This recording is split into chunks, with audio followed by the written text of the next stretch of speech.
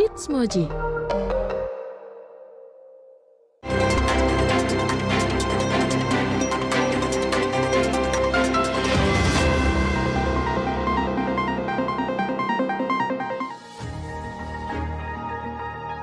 Halo, good morning Moji Badi.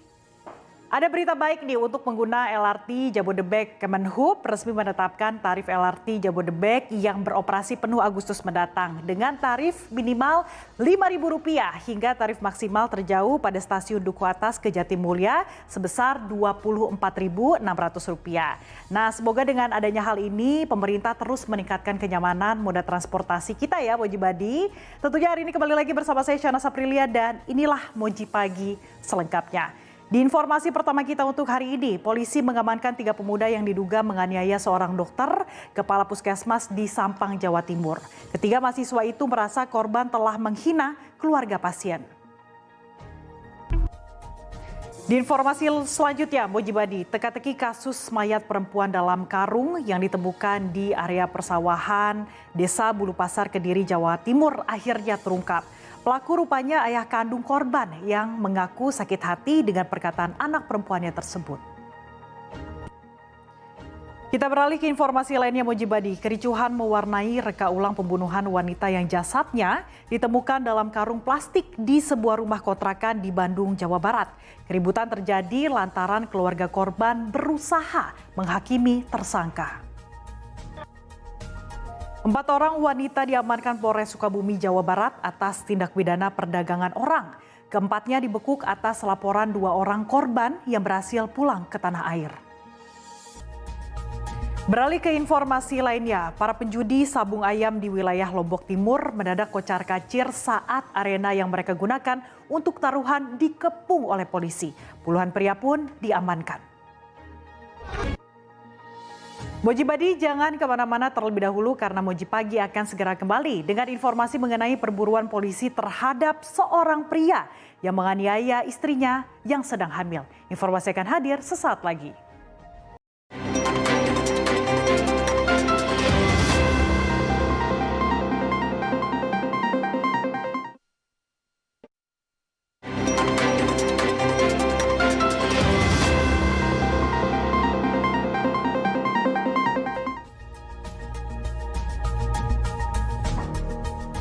Terima kasih Anda masih menyaksikan Moji Pagi bersama saya Syahnas Aprilia. Polda Metro Jaya turun tangan dalam kasus dugaan penganiayaan oleh seorang suami terhadap istrinya yang sedang hamil. Penganiayaan dilakukan di halaman rumahnya dengan disaksikan para tetangga. Pelaku kini masih diburu oleh polisi. Kita beralih ke informasi lainnya Moji Badi. Seorang juru parkir di Sumedang, Jawa Barat tewas mengenaskan usai dianiaya dengan senjata tajam oleh 2 pria. Para tersangka yang bisa ditangkap kepolisian mengaku pembunuhan dipicu dendam lama seorang tersangka terhadap korban. Diduga cabuli sang anak kandung, seorang pria di Lombok Barat, Nusa Tenggara Barat babak belur dihakimi massa. Aksi main hakim sendiri itu dipicu pengumuman adanya aksi pencabulan melalui pengeras suara. Kita ke informasi lainnya Moji Badi. Tindak penganiayaan terhadap hewan lagi-lagi melibatkan para remaja. Kali ini 3 remaja di Kendari, Sulawesi Tenggara harus bertanggung jawab lantaran menyeret anjing sambil mengendarai motor. Kendati berdalih iseng dan anjing yang diseret itu sudah mati. Ketiganya pun harus tetap menjalani wajib lapor ke kepolisian. Rumah Ketua Dewan Pimpinan Cabang Partai Persatuan Pembangunan atau DPCP 3 Kabupaten Wakatobi, Sulawesi Tenggara dilempar bom molotov oleh orang tak dikenal. Bom itu membakar jendela rumah dan nyaris membakar mobil yang terparkir di garasi. Kita beralih ke informasi lainnya Moji Badi. Rombongan pemuda yang terlibat bentrok dengan warga Tuban, Jawa Timur diduga tawuran terjadi karena segerombolan pengendara motor menyerang warga dengan batu. Dan Moji Pagi masih akan segera kembali dengan informasi mengenai ditemukannya kecurangan saat proses penerimaan peserta didik baru di Jawa Barat. Jadi jangan kemana-mana, tetaplah di Moji Pagi.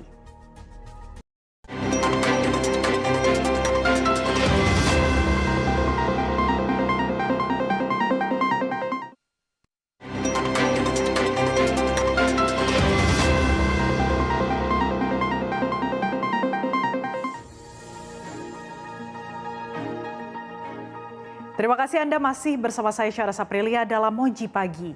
Langkah tegas diambil pemerintah Provinsi Jawa Barat terkait ditemukannya kecurangan saat proses penerimaan peserta didik baru atau PPDB 2023. Setidaknya ada 4.000 lebih calon siswa yang dibatalkan karena melakukan kecurangan memasukkan alamat domisili. Informasi selanjutnya masih dengan kasus yang sama. Sejumlah pelanggaran dalam pelaksanaan pendaftaran peserta didik baru jalur zonasi ditemukan Ombudsman Nusa Tenggara Barat berdasarkan aduan para wali murid. Hal yang satu ini pun juga harus perlu dievaluasi karena PPDB juga mengakibatkan jumlah siswa di sekolah tidak merata. Ada yang kelebihan siswa, ada juga sekolah yang tidak kebagian siswa. Kita ke informasi lainnya, Moji Badi. Tak kunjung adanya penyelesaian soal pembayaran lahan, gerbang sekolah negeri di Lengkong Karya, Serpong, Tangerang, Banten ditembok beton oleh pemilik lahan. Akses keluar masuk pun terganggu.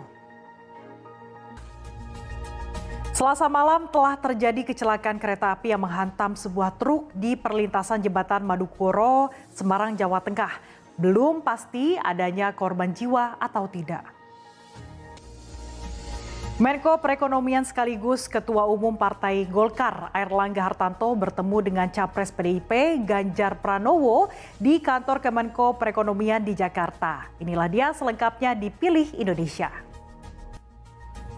Moji Badi, jangan beranjak terlebih dahulu karena Moji Pagi akan segera kembali dengan informasi mengenai penumpukan sampah di Depok akibat over kapasitas. Informasi akan hadir sesaat lagi.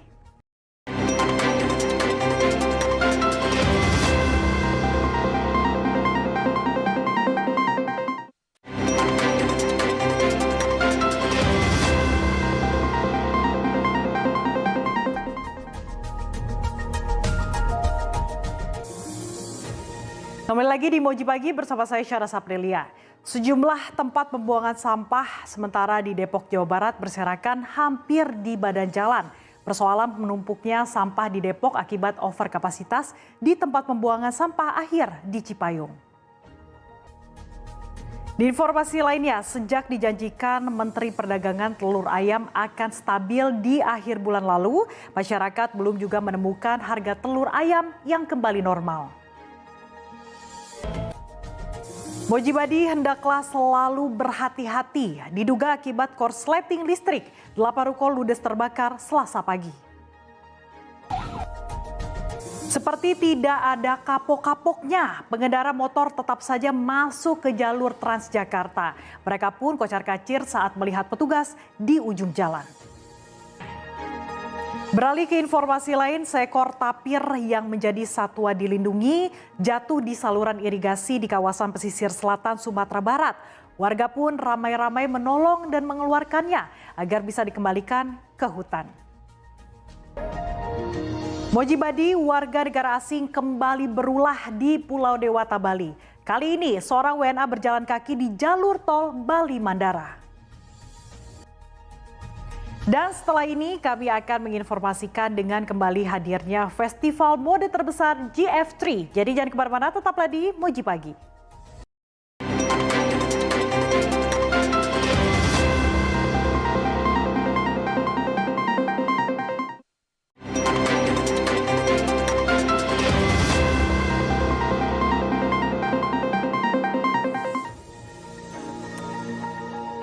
Terima kasih Anda masih bersama Moji Pagi bersama saya Syana Saprilia.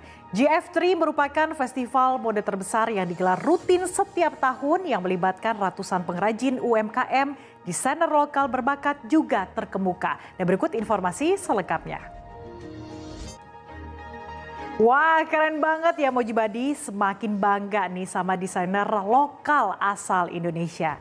Dan kita akan beralih ke informasi wisata Moji Badi. Cuaca panas belakangan ini membuat sejumlah tempat wisata air menjadi pilihan yang sangat bagus.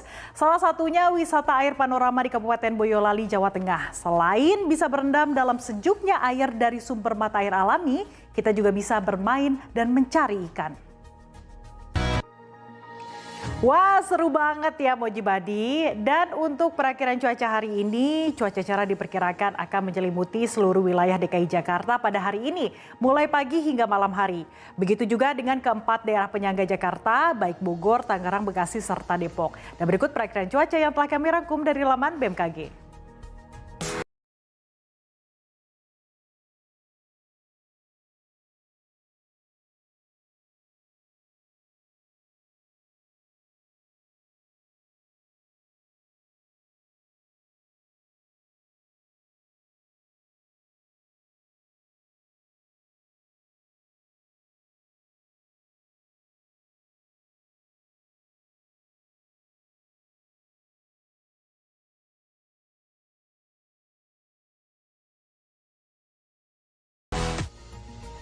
Moji Badi, jangan lupa dukung dan juga saksikan pertandingan perempat final Volleyball Nations League sektor putra. Malam ini antara Amerika Serikat versus Prancis pukul 9:45 serta Italia kontra Argentina pukul 12:30 dini hari waktu Indonesia bagian Barat. Live dan eksklusif hanya di Moji. Moji Badi, jangan lupa untuk segera scan ulang frekuensi pada TV atau set-top box Anda untuk mendapatkan siaran digital Moji dan tentunya keseruan program-program yang ada di Moji. Dan usai sudah rangkaian Moji Pagi untuk hari ini, semoga beragam informasi yang kami hadirkan dapat bermanfaat untuk Anda. Saya Syara Saprilia pamit undur diri, sampai jumpa dalam Moji Pagi selanjutnya. Tentunya hanya di Moji, seru banget and have a nice day.